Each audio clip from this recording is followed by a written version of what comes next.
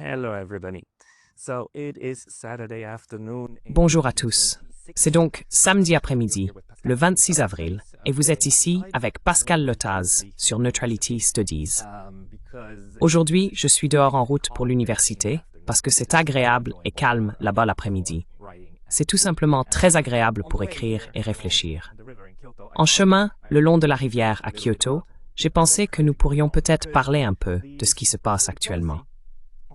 La diplomatie de Donald Trump a laissé beaucoup d'entre nous, dans le commentaire général sur les affaires mondiales, assez perplexes et devinant quel est le but de tout cela.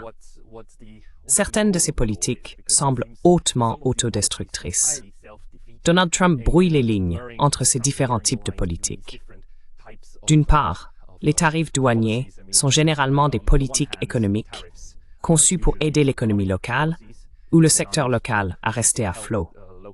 Local sector to remain afloat, but Trump basically uses these as foreign policy tools. Mais Trump utilise essentiellement ces outils comme des leviers de politique étrangère pour imposer sa volonté et ses idées avec la Chine et avec les Européens.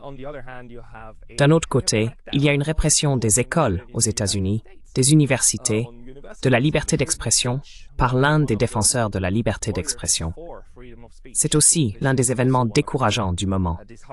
Vous avez ces tendances autoritaires, très répressives. Mais ensuite, d'un autre côté, vous avez encore ces efforts actifs continus de Trump pour parvenir à un règlement, un accord avec les Russes, tout en essayant de faire pression sur la Chine. Et en ce qui concerne la Chine, vous savez, les tarifs devraient vraiment être appelés ainsi. Il s'agit désormais de sanctions. Really shouldn't be called such. They are by now sanctions. At least the proposed 145%. Au moins, les tarifs proposés de 145%, ce sont des sanctions contre la Chine, n'est-ce pas? Et ils fonctionnent de cette manière. Ce qui m'est récemment venu à l'esprit, c'est que nous sommes maintenant pleinement arrivés dans un monde multipolaire. Et en partie, je crois que Donald Trump le voit aussi de cette façon. Et que ce que nous observons ici, c'est la première fois depuis longtemps que nous voyons une véritable politique de grande puissance et une grande diplomatie se dérouler sous nos yeux. Aujourd'hui, Steve Witkoff est en fait à Oman. Je suppose qu'il est déjà arrivé. Steve Witkoff, bien sûr, étant l'émissaire de Donald Trump. Il était à l'origine uniquement responsable de la diplomatie avec la Chine. Mais maintenant, il est également responsable des pourparlers avec l'Iran.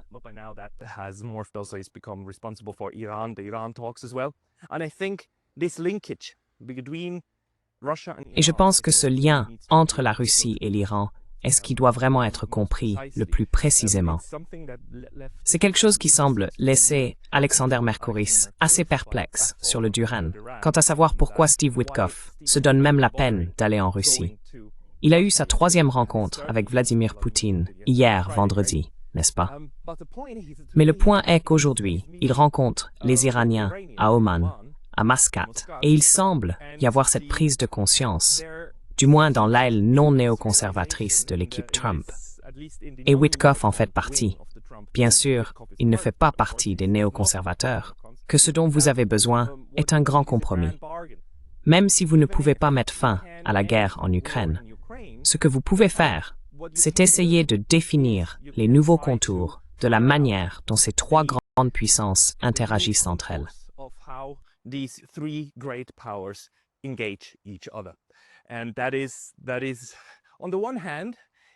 Et cela signifie, d'une part, que si c'est vrai, si cette évaluation est correcte, alors c'est une chose encourageante, car il serait bien sûr bon que nous ayons certaines limites sur la manière dont ces grandes puissances interagissent militairement entre elles, et que nous ayons, par exemple, une sorte de grand accord sur la manière de traiter les armes nucléaires de chacun, les dissuasions nucléaires, et aussi l'armement conventionnel.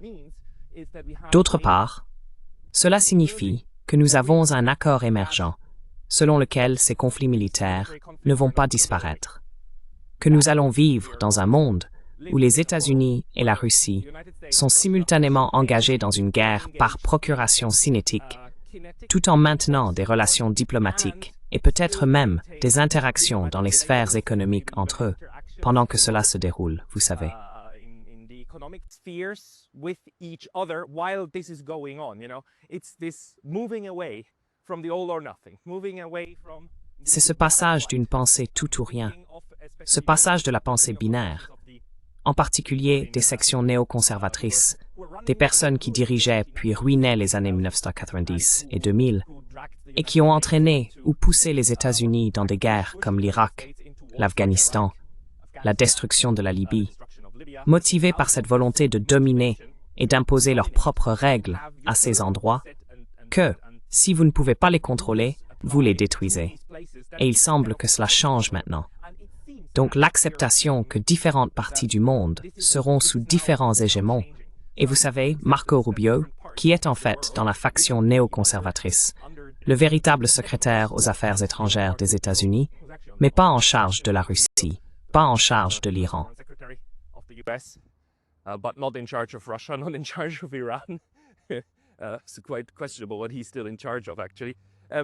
Il est assez discutable de savoir de quoi il est encore responsable en fait.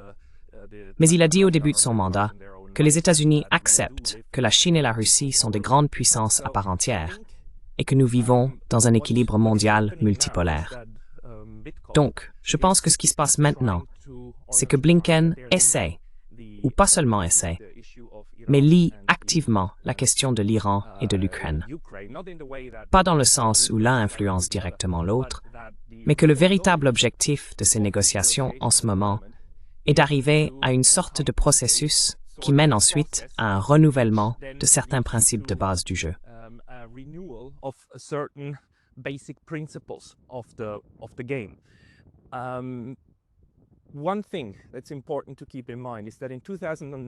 Il est important de garder à l'esprit qu'en 2019, c'est Donald Trump qui a annulé le traité INF, l'accord sur les forces nucléaires à portée intermédiaire, qui stipulait que les États-Unis et l'Union soviétique, puis plus tard la Russie, ne pouvaient pas posséder d'armes ayant une portée comprise entre 500 km et 5500 km.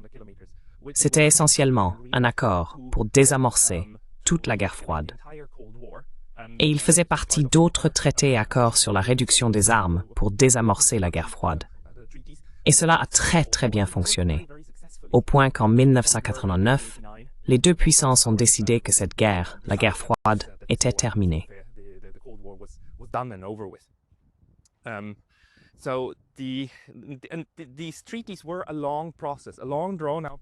Ces traités ont été un long processus long et laborieux, et ils ont commencé par des discussions et des pourparlers informels entre ces grands rivaux.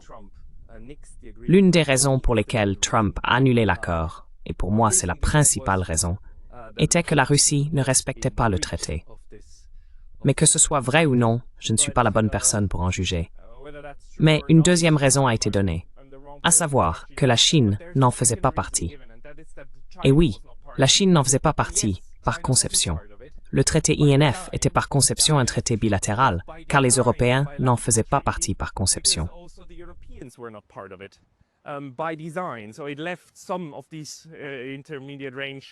Il a donc laissé certaines de ses capacités de portée intermédiaire sur le continent européen, mais il a éliminé la menace entre les grandes puissances et a également réduit le risque d'accident sur le continent européen. Maintenant, le théâtre a changé, et le continent européen est toujours en danger pour le moment, bien sûr. Et nous voyons qu'une partie de la guerre renouvelée se déroule en fait au cœur de l'Europe. Mais la question de l'Iran et la question de la Chine sont primordiales dans la réflexion des Européens. Donc, ce que je crois qui se passe, c'est que l'OTAN discute ou discutait en Russie avec Poutine, non seulement de l'Ukraine, mais aussi de la manière de traiter et d'aborder la question du Moyen-Orient.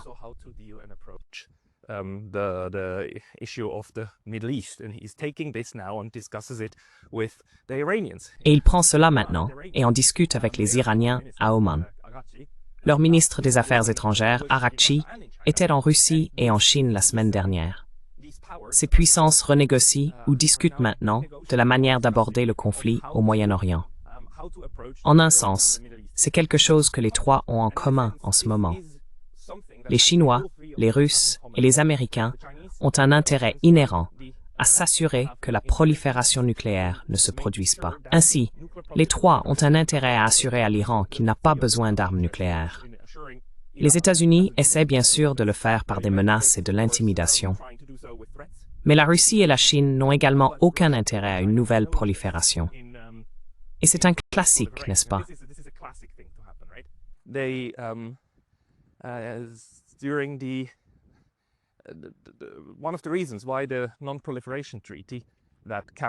L'une des raisons pour lesquelles le traité de non-prolifération, qui limite le nombre d'États pouvant posséder des armes nucléaires, a été un succès est que les 5 puissances, vainqueurs de la Seconde Guerre mondiale, ont finalement été autorisées à en posséder. Et elles ont travaillé ensemble pour convaincre tous les autres qu'ils ne devraient pas en avoir. Aucun État doté de l'arme nucléaire n'a intérêt à ce que d'autres États en possèdent. Cela joue donc en faveur de ces négociations. Les actions de Donald Trump, les actions de l'Amérique en ce moment, sont pour moi le résultat de cette nouvelle pensée américaine, que je pense qu'Alexander Mercouris et Alex Christoforou, qui sont sous Duran, appellent à juste titre des sphères d'influence, des sphères d'intérêt.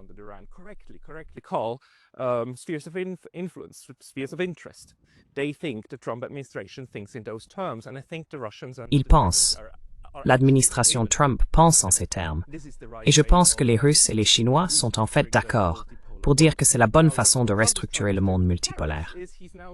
Maintenant, ce que Donald Trump essaie de faire avec les tarifs, c'est qu'il les utilise maintenant davantage comme des sanctions afin de détacher les États de la sphère d'influence économique chinoise.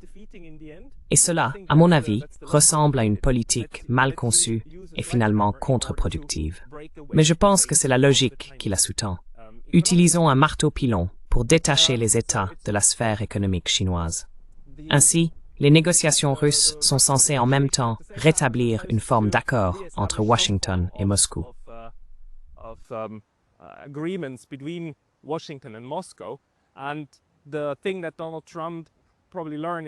Et la chose que Donald Trump a probablement apprise lors de sa première administration, et devrait savoir maintenant, c'est que tout, pas le meilleur scénario que vous pouvez imaginer, n'est probablement pas ce qui va se produire ou arriver à la fin. Parce qu'une chose doit être bien comprise, c'est que ces grandes puissances, les grandes puissances, sont des pays qui fonctionnent très différemment des plus petits dans lesquels vous et moi pourrions vivre. Même des pays relativement grands comme le Japon ou l'Allemagne. Les grandes puissances, en vertu d'avoir construit un système qui leur donne autant d'influence, dominant la sphère numérique, dominant l'économie, dominant et régissant des systèmes monétaires entiers, ont construit tant d'institutions et doivent avoir construit tant de structures qu'elles sont intrinsèquement très difficiles à gouverner.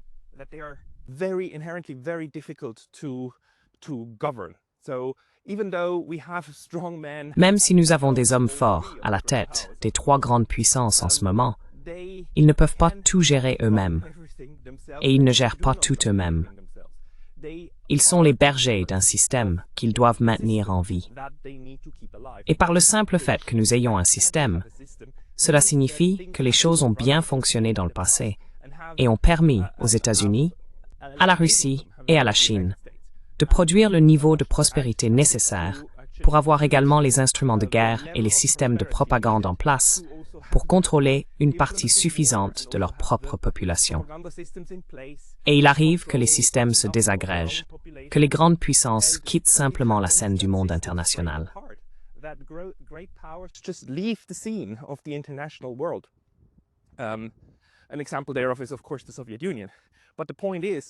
Un exemple en est, bien sûr, l'Union soviétique.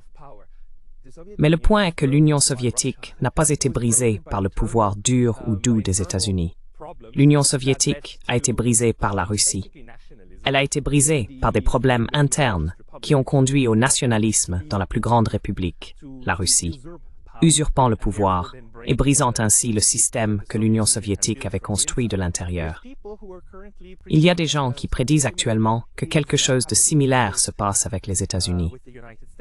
Des personnes comme le général McGregor disent que les États-Unis sont dans un tel bourbier interne, avec tant de contradictions, que celles-ci mèneront probablement, à la fin, à une guerre civile. Maintenant, que ce soit correct ou non, je ne sais pas. A civil war. Now, whether that's correct or not, I don't know. But those are the things. Those are the most dangerous. Mais ce sont ces choses-là. Ce sont les choses les plus dangereuses pour les États-Unis. Et nous pouvons voir comment certaines de ces politiques de Donald Trump sont si contradictoires et probablement si nuisibles, en particulier les tarifs, n'est-ce pas, qu'elles pourraient en fait contribuer à cette dynamique. Ainsi, les grandes puissances sont des systèmes très compliqués et complexes. Pour moi, elles ressemblent plus, vous savez, à des navires. Une fois qu'ils sont en route, une fois qu'ils sont sur une trajectoire, il est très difficile de changer la trajectoire, et il n'est certainement pas possible de passer en marche arrière. Ce ne sont pas des voitures, ce sont des navires, de grands paquebots. Et le mieux que vous puissiez faire est de créer des processus qui ajustent ensuite une trajectoire pour éviter le désastre. Mais vous ne pouvez pas immédiatement passer en marche arrière, car vous avez trop de groupes d'intérêt et de factions au sein du système qui s'y opposeront, n'est-ce pas?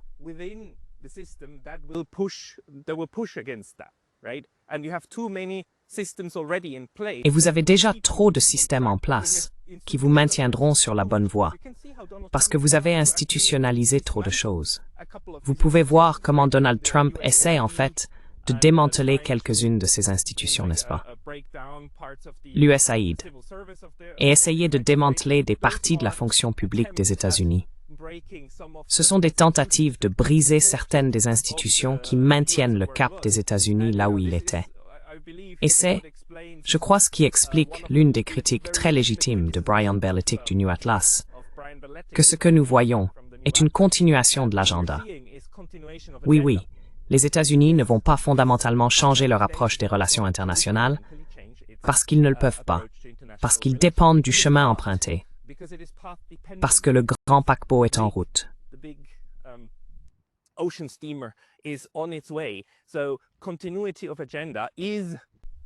La continuité de l'agenda est quelque chose d'intégré dans le système. Mais c'est aussi le cas pour la Russie, c'est aussi le cas pour la Chine. Vous ne pouvez pas fondamentalement changer la manière dont ces États mènent leur politique étrangère à cause des institutions qu'ils ont nécessairement dû construire pour en arriver là. Maintenant, ce que vous pouvez faire, c'est essayer d'ajuster leur trajectoire pour qu'ils ne s'écrasent pas directement. Mais il me semble qu'ils sont arrivés, du moins les Russes et les Américains, à la compréhension qu'il est impossible d'avoir une relation super harmonieuse. Je veux dire, Vladimir Poutine l'a dit. Nous ne devons pas nous attendre à ce que les sanctions disparaissent un jour, parce que l'expérience des 30 dernières années, en fait 40 ans, confirme que les États-Unis s'en tiendront à ces politiques.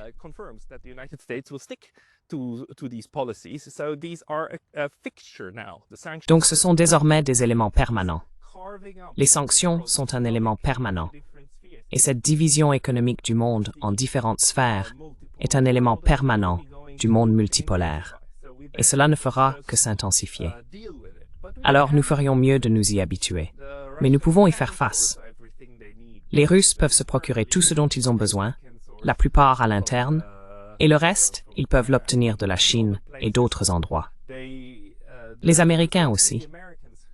Et les Chinois aussi. Et ils vont se concurrencer. Et ils pourraient même aller à la guerre militairement. Ils pourraient même continuer à mener des guerres par procuration. Parce que, encore une fois, les États-Unis ont aussi appris à mener des guerres par procuration.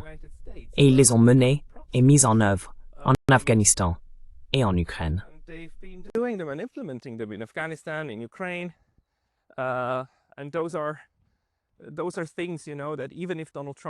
Et ce sont des choses, vous savez, que même si Donald Trump les condamne, n'est-ce pas, il devrait faire quelque chose comme démanteler la CIA. Pouvez-vous imaginer ce qui se passe si vous essayez de démanteler la CIA? Eh bien, nous avons eu un président qui a probablement essayé dans les années 60. Mais bon, si vous essayez de démanteler la CIA, ne conduisez pas dans une voiture décapotable quelque part au Texas en tant que président. Donc vous savez, ces mécanismes internes, y compris bien sûr des mécanismes hautement légaux, font partie intégrante de la façon dont ces bêtes, ces grandes puissances fonctionnent.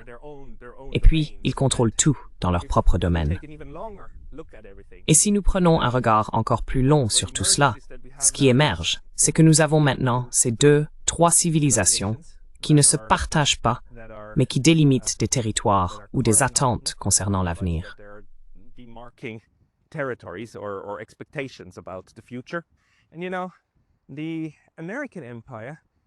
Et vous savez, l'Empire américain est vraiment juste le dernier grand empire des Européens, n'est-ce pas?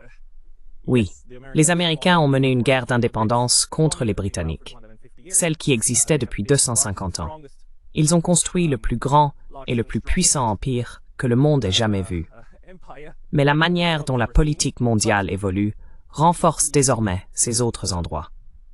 Ces 70, 80 années de décolonisation nous ont maintenant laissés avec beaucoup plus d'acteurs sur la scène mondiale. Et le monde n'a jamais été un endroit complètement égal. Bien que nous ayons des fondamentaux et des principes en droit international de l'égalité des États souverains, nous avons tout cela. Mais en même temps, prétendre qu'un pays comme la Suisse a une souveraineté égale à celle d'un pays comme les États-Unis est une pure cécité. C'est comme la différence entre les tailles des animaux.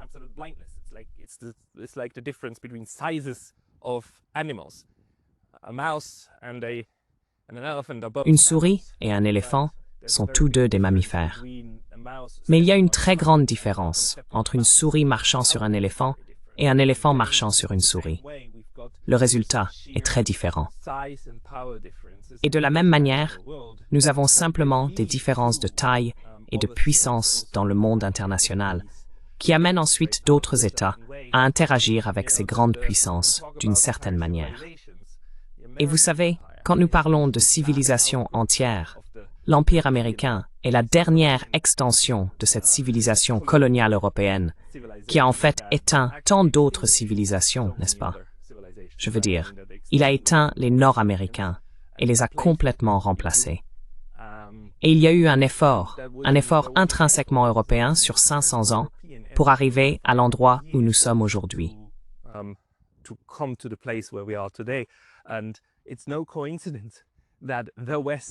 Et ce n'est pas un hasard si, lorsque nous regardons l'Occident, nous combinons les Européens avec les Nord-Américains, les Australiens et les Néo-Zélandais, n'est-ce pas? C'est blanc. C'est la partie blanche du monde qui a ensuite aussi utilisé l'esclavage, etc., pour amener d'autres parties du monde dans ces endroits. Et vous savez, tout cela fait partie de ces 500 ans, devrais-je l'appeler un crime, ou devrais-je, je ne sais pas. C'est juste ce qui s'est passé. Ce sont les 500 ans qui se sont écoulés. Et les 500 ans de colonialisme qui ont fait à la planète ce qu'ils ont fait. Et les Américains sont la dernière grande excroissance de cela. C'est aussi la façon dont la pensée dans ce monde occidental fonctionne, où vous voyez qu'ils considèrent le monde d'une manière très certaine et d'une manière très axée sur la domination.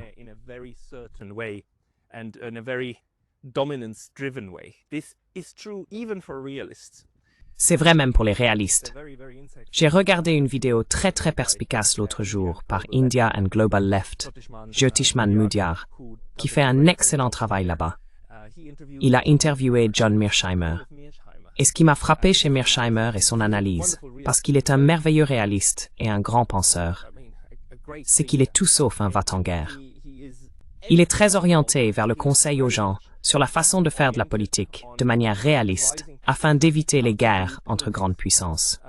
Il dit, vous savez, que la compétition sécuritaire ne peut pas être évitée entre grandes puissances, mais que les guerres peuvent être évitées, espérons-le, si les gouvernements ne font pas des choses absolument stupides et ne poursuivent pas des politiques autodestructrices.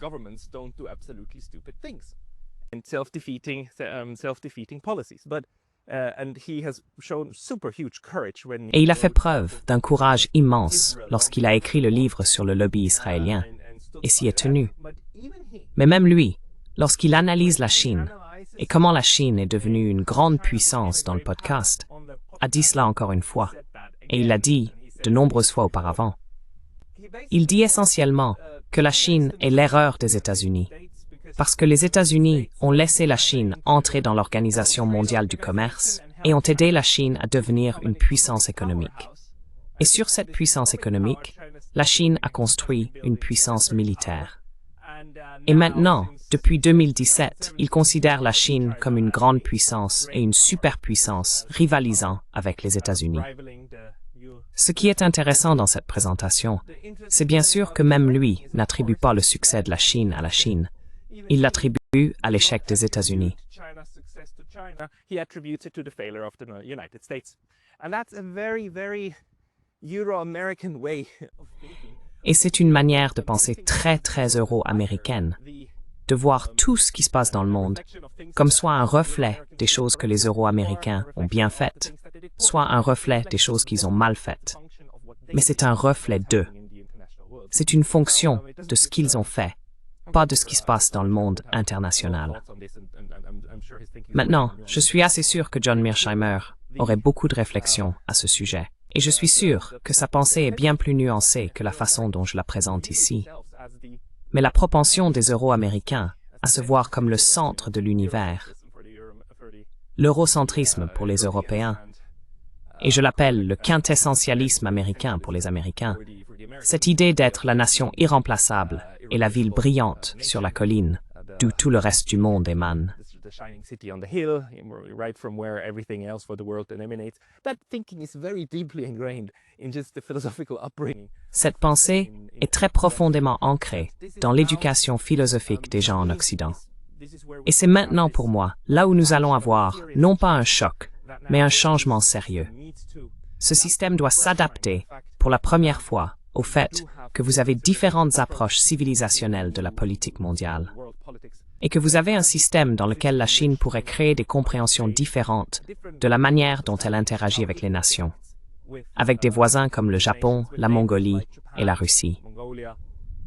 Nous n'allons pas défaire le droit international. C'est peut-être la bonne nouvelle à propos de tout cela. Le droit international reste avec nous, et les Nations Unies semblent rester avec nous, parce qu'aucun des trois ne remet réellement cela en question.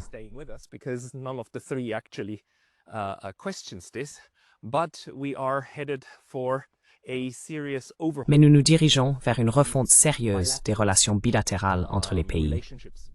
Et je pense, pour en arriver à une conclusion, alors que je m'approche de la fin, pourquoi font-ils cela? Dans l'ensemble, ce que nous voyons maintenant, c'est cet ajustement des États-Unis à cette nouvelle réalité. Même si beaucoup de ces politiques sont également autodestructrices, et je ne dis pas qu'elles sont bien pensées, je pense qu'elles sont des ballons d'essai, beaucoup d'entre elles, et elles pourraient simplement accélérer et précipiter le déclin des États-Unis en tant que point d'ancrage de l'Empire occidental. Probablement qu'elles le font. Mais je pense qu'en général, c'est ce que l'approche de cette administration sous M. Trump vise. Des ballons d'essai pour créer ces peurs. Et un nouvel accord avec la Russie et la Chine sur la question des armes.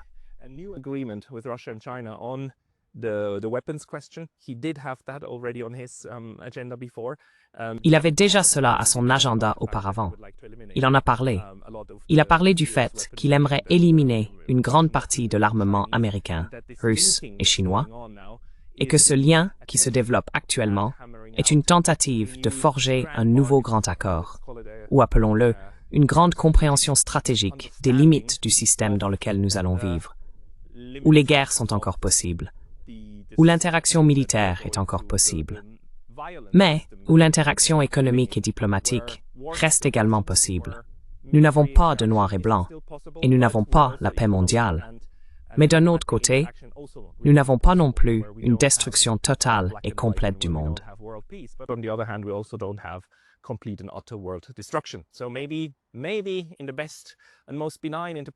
Peut-être que dans la meilleure et la plus bienveillante interprétation de ce qui se passe, c'est l'administration Trump qui essaye de chercher un traité multilatéral sur les armes et de lier ces théâtres, en liant la Russie et la Chine avec les États-Unis, afin d'avoir un processus qui amène ces trois grands paquebots à aller dans la même direction et à ne pas entrer en collision. Appelez-moi un optimiste, et je suis un horrible optimiste. Mais j'ai l'intuition que c'est de cela qu'il s'agit, le rendre responsable des deux théâtres.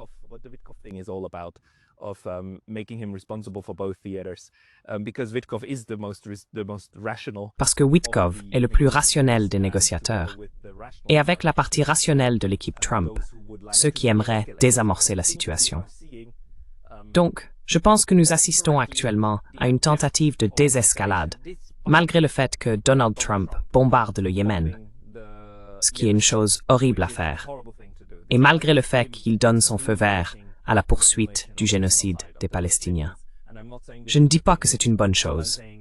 Tout ce que je dis, c'est que toutes ces choses se produisent en même temps, et la contingence, le moment actuel, se prête à différentes trajectoires à l'avenir.